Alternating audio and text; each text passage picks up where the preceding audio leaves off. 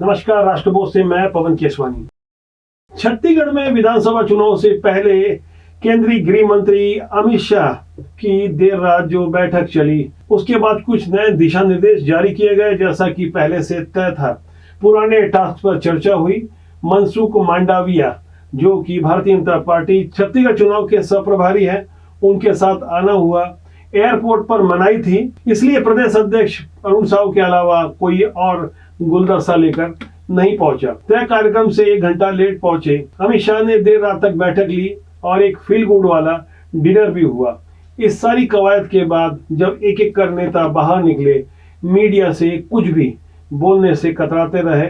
उन्हें मनाही थी कि अंदर की बात बिल्कुल भी बाहर नहीं आनी चाहिए। मीडिया का एक वर्ग चेहरा देखकर यह अनुमान लगाने की कोशिश कर रहा था कि किसकी बॉडी लैंग्वेज कैसी है, कौन खुश है, कौन नाराज है। ऐसे तमाम कयास हवा में ही तैर रहे थे। इस दौरान ओपी चौधरी की एक मुस्कुराती हुई तस्वीर भी सामने आई। उन्होंने भी मीडिया से कुछ बात नहीं की। यहाँ गौर करने वाली बात यह है कि 75 पार के हो चुके विधायक ननकीराम कंवर की एंट्री नहीं थी। इसे लेकर कुछ लोगों को आश्चर्य हुआ, लेकिन भारतीय जनता पार्टी ने जैसे अपनी पुरानी गाइडलाइन तय कर रखी है कि 75 पार वालों को अब आगे और मौका नहीं मिलेगा। शायद यही कारण रहा होगा कि पुराने आदिवासी नेता और पूर्व प्रदेश अध्यक्ष नंद कुमार साय, जो 77 के हो चुके थे, उन्होंने पार्टी छोड़ने में हिचक महसूस नहीं की। जब बात आदिवासी नेताओं की आ रही है, तब यहाँ गौर करने वाली बात यह है कि भाजपा के चाणक्य माने जाने वाले अमित शाह के इस दौरे के दौरान 12 जातियां, जिन्हें जनजातियों में शामिल किया गया है, उनके प्रतिनिधियों से मुलाकात की गई। धन्यवाद ज्ञापन की रस्म अदायगी हुई। इसके अलावा सहारा इंडिया से पीड़ितों को पैसा वापस दिलाने के लिए हर जिले में भाजपा की ओर से 2-2 सहायता केंद्र खोलने जाने का निर्णय हुआ। दरअसल बदले हुए हालात में जो सर्वे सामने आया, उसके बाद भारतीय जनता पार्टी ने एक नई रणनीति के हिसाब से अपने आप को ढालने की कोशिश की। पिछली बार जब 5 जुलाई को अमित शाह छत्तीसगढ़ दौरे पर आए थे, तब देर रात तक उनकी जो बैठक हुई और जो टास्क दिए गए थे, उसके फौरन बाद चुनाव घोषणा पर समिति बनाई गई, आरोप पत्र समिति बनाई गई और कुछ ऐसे मुद्दे जो आम जनता जुड़े हुए, जैसे सारा इंडिया पीड़ितों का मुद्दा, इस मुद्दे पर मैंने भी कई ग्राउंड रिपोर्टिंग की, लोगों से समझने की कोशिश की गई। लाखों लोग छत्तीसगढ़ में इससे पीड़ित हैं, लेकिन इनका दर्द बांटने वाला कोई भी नेता सामने नहीं आ रहा है, न ही किसी राजनीतिक दल ने इनके आंसू पोंछने की कोशिश की। जमीनी हालात को जो हमने समझा, एक बार संक्षेप में हम आपसे फिर साझा कर रहे हैं। आखिर सहारा पीड़ितों का दर्द साझा कर भारतीय जनता पार्टी छत्तीसगढ़ में किस तरह से माहौल अपने पक्ष में बना सकती है। 3 साल हो गया है, पेमेंट नहीं मिला है मेरे को। मेरा घर कैसे चल रहा है, इससे उससे मांग के चल रहा है घर। और मैं विकलांग हूँ, मेरा इसमें एक्सीडेंट में ही पैसा मिला था, सब उसी में जमा है मेरा। बहुत तकलीफ है भैया, एक एक दिन कैसे गुजरता है हम लोग जानेंगे। 3 साल हो गया है। 2019 से मेरी मैरिज निकाल के रखी है। आज मेरा पति नहीं, मेरा बेटा नहीं, एक बेटी है। मैं उसको कैसे पढ़ा रही हूँ, अल्लाह बेहतर जानता है। मेरा पैसा इन लोग दे नहीं रहे हैं। मैं सहारा इंडिया में लगभग 33 साल 5 महीने 23 दिन नौकरी किया हूँ। रीजनल मैनेजर के पद से मैंने त्यागपत्र दिया है। मेरा ट्रांसफ़र कलकत्ता हो गया था, मैंने ये त्यागपत्र दे दिया। और 2019 से मैं अपना पैसा लेने के लिए खुद लड़ रहा हूँ और मुझे भी पैसा नहीं मिल पा रहा है। मुझे नहीं मिल पा रहा है, मैं पूरे सिस्टम को भी जानता था, अधिकारियों को भी नहीं जानता था, आम पब्लिक तो किसी को नहीं जानती, तो उनको भी नहीं मिल पा रहा है। थोड़ा संक्षेप में बताएंगे कि आखिर पूरे देश में कितने अकाउंट रहे होंगे, और जो छत्तीसगढ़ की मैं बात करूं तो वहां कितने अकाउंट है, और किस तरह से निवेशक परेशान है, शासन और सिस्टम किस तरह से मदद नहीं कर पा रहा है। देखिए, आंकड़ा तो आज की तारीख में तुम्हें यथावत नहीं दे पाऊंगा, लेकिन एक पुराना आंकड़ा है 2015-16 का आंकड़ा है कि 13 करोड़ परिवार सहारा के निवेशक थे पूरे इंडिया में। और छत्तीसगढ़ की बात करें तो 2021 के आधार पर 54 लाख परिवार सहारा इंडिया के जमा करता है। परिवार, अब एक परिवार में अगर 3 सदस्यों के नाम से भी जमा हो तो अकाउंट की संख्या अलग जाएगी। क्योंकि एक एग्जाम्पल दें, यदि किसी ने 1 लाख रुपए निवेश किया तो यहाँ पर टुकड़े कर दे 6 अकाउंट के फॉर्म सर्टिफिकेट मिलते थे, तो अकाउंट की संख्या तो बहुत आगे पहुँच जाएगी। पिछले विधानसभा चुनाव में चिट फंड एक बड़ा मुद्दा था।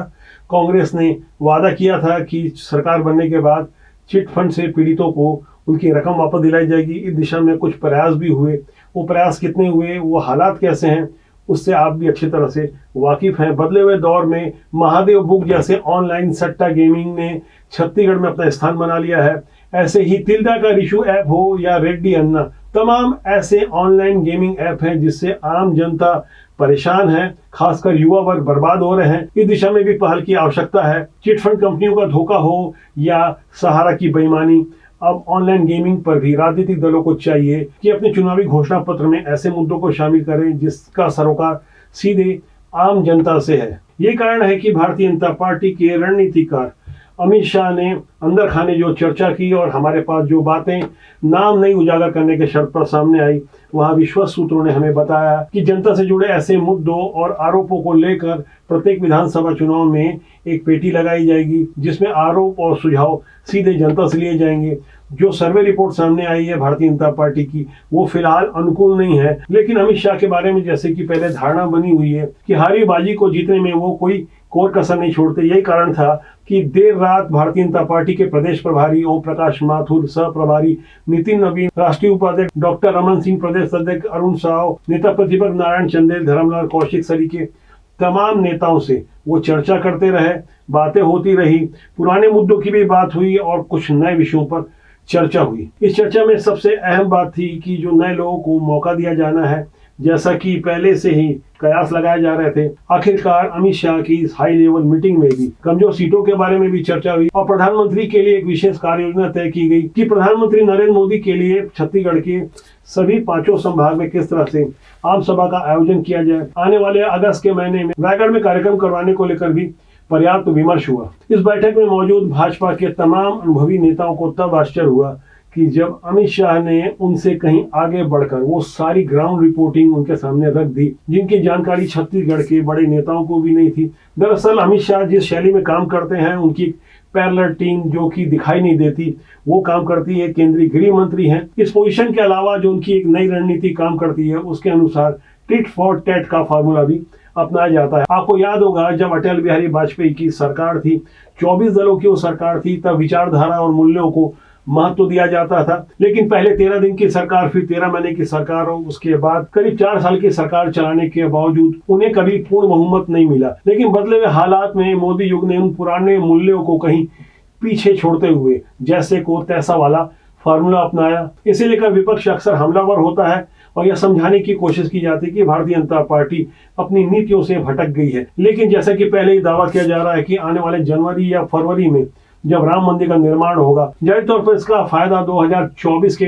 लोकसभा चुनाव में होगा। लेकिन इस मुद्दे को पहले ही भुनाने की कोशिश भी की जा रही है, खासकर उन राज्यों में जहां विधानसभा के चुनाव है, जिनमें राजस्थान, मध्य प्रदेश, तेलंगाना और छत्तीसगढ़ शामिल है। ऐसे राज्यों में हिंदू वोटों का ध्रुवीकरण स्वाभाविक रूप से भारतीय जनता पार्टी के लिए एक मुफीद प्लानिंग होगी। ऐसे बदले हुए हालात में साम दाम दंड भेद की नीति को अपनाया जा रहा है। भाजपा की बैठकों में पुराने इतिहास की भी चर्चा होती है। तारीख बताई जाती है कि किस तरह 4 दिसंबर 1955 को सऊदी अरब के बादशाह शाह सऊदी, उस समय के प्रधानमंत्री जवाहरलाल नेहरू के विशेष आमंत्रण पर भारत आए थे। उनका वाराणसी जाना हुआ था। तब उनके रास्ते में जो जो मंदिर पड़ रहे थे उसे ढक दिया गया था और उनकी खुशामद में हरे झंडे लगाकर इस्लाम की नजीरें लिखी गई थी। ये वक्त 1955 का था, तुष्टीकरण का दौर था और अब 2023 है। आप ऐसा अनुमान लगा सकते हैं कि मौजूदा परिवेश में जिस तरह की केंद्र सरकार काम कर रही, जिन नीतियों को लेकर बातें सामने आ रही है और अब खुलकर हिंदू राष्ट्र का मुद्दा भी प्रभावी होता जा रहा है,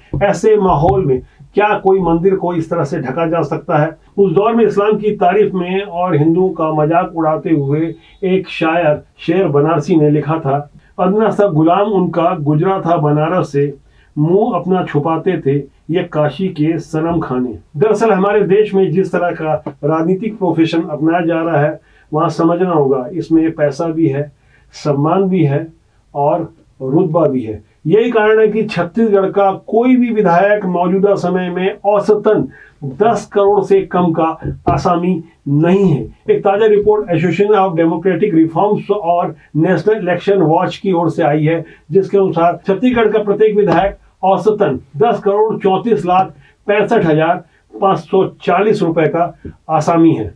अब आप इससे अनुमान लगा सकते हैं कि छत्तीसगढ़ की गरीब जनता के ऐसे अमीर विधायक होंगे तो भला कौन नहीं विधायक बनना चाहेगा। इस रिपोर्ट में सबसे धनी विधायक छत्तीसगढ़ के टी.एस. सिंहदेव बाबा हैं, अंबिकापुर के राजा साहब अरबपति हैं, 500 करोड़ से ज्यादा उनकी घोषित संपत्ति है। उनके बारे में दावा किया जाता है कि 2018 के चुनाव में कांग्रेस को अधिकांश फाइनेंस या पैसों से मदद इन्होंने की थी, हालांकि कभी इसकी पुष्टि नहीं की गई। दरअसल वक्त और हालात महंगे चुनाव के हैं। जो प्रत्याशी तय किए जाते हैं उसके लिए पहले ये अनुमान लगा लिया जाता है कि क्या वो करोड़ 2 करोड़ रुपए खर्चा कर सकता है या पार्टी को ही उसका खर्चा उठाना पड़ेगा। खासकर ये चिंता तब और ज्यादा बढ़ जाती है जब छत्तीसगढ़ में विधानसभा चुनाव के पहले लगातार ईडी की छापेमारी हो रही है। 9 महीने के भीतर 2 IAS गिरफ्तार किए गए। बीते अक्टूबर में मनी लॉन्ड्रिंग के मामले में IAS अमीर विष्णु की गिरफ्तारी हुई थी, तब से वो जेल में है। और अभी जब रानू साहू की गिरफ्तारी हुई है तब भी मामला मनी लॉन्ड्रिंग का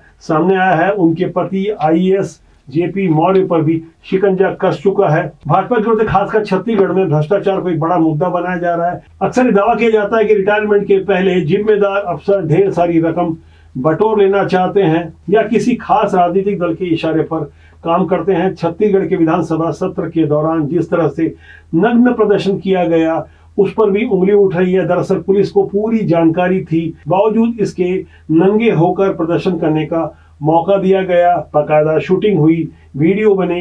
विदेशों में तो ऐसा होता रहा, लेकिन जब ये खबर छत्तीसगढ़ से बाहर निकलकर देश भर में सुर्खियां बनी तो वहां जानकारों ने बताया कि ऐसा जानबूझकर होने दिया गया। ऐसा क्यों होने दिया गया, इसका असल मकसद क्या है, इस पर भी चिंतन मंथन जरूरी है।